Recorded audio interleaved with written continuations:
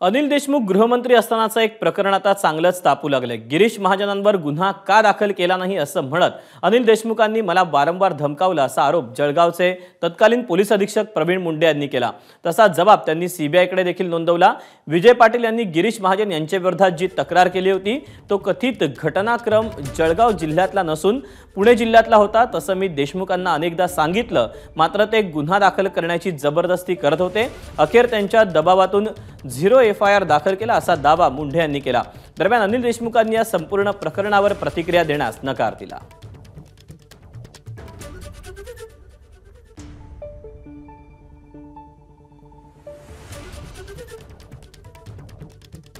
दरम्यान अनिल देशमुखांचं हे प्रकरण सगळं काय आहे आपण जाणून घेऊया ग्राफिक्सच्या माध्यमातून। तत्कालीन एसपी प्रवीण मुंडे यांनी अनिल देशमुखांवर आरोप करताना म्हटले, गिरीश महाजनांविरुद्ध विजय भास्करराव पाटील यांनी तक्रार दिली। तक्रार येण्यापूर्वीच अनिल देशमुखांचा मला फोन आला। अनिल देशमुखांनी विशेष सरकारी वकिलाला माझ्याकडे पाठवलं।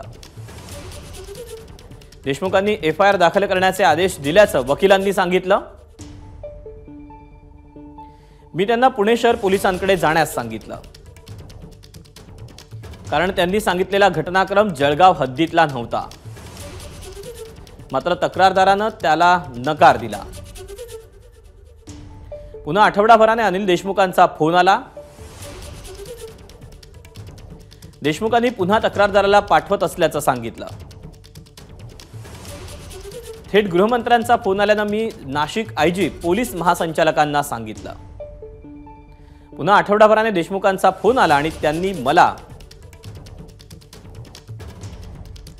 देशमुखांकडून सातत्यानं धमकावलं जात असल्यानं अखेर मी गुन्हा दाखल केला। अनिल देशमुखांच्या दबावातून 0 FIR दाखल केला।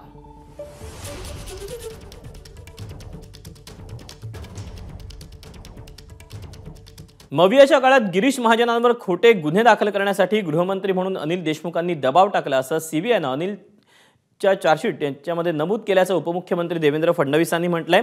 तसंच विरोधकांवर खोट्या केसेस दाखल करायची मवियात मोडस ऑपरेंडी होती असा हल्लाबोल देखील फडणवीसांनी केला। तर स्वतः गिरीश महाजन यांनीही अनिल देशमुखांनी दबाव टाकल्याचं सांगितलं। महाविकास आघाडीच्या सरकारमध्ये कशा प्रकारे विरोधी पक्षाच्या आमदारांना मुका लावणे, खोट्या केसेस टाकणे, खोट्या केसेसमध्ये फसवणे याची मोडस ऑपरेंडी होती हे आपण सगळ्यांनी नीट बघितलेलं आहे।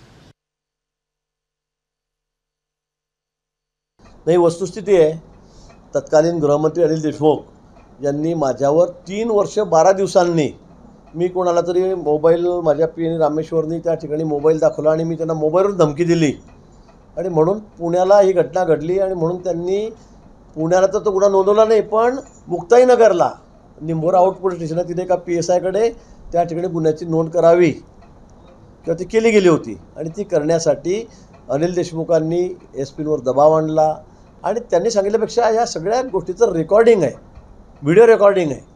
तो पेनड्राईव्ह जर आपण बघितला तर काहीही करून गिरीश महाजनला फसवा, गिरीश महाजनला जेलमध्ये टाका, गिरीश महाजन संपले म्हणजे मग देवेंद्र फडणवीस संपले, ते संपले म्हणजे भाजप संपली। ABP माझा, उघडा डोळे बघा नीट।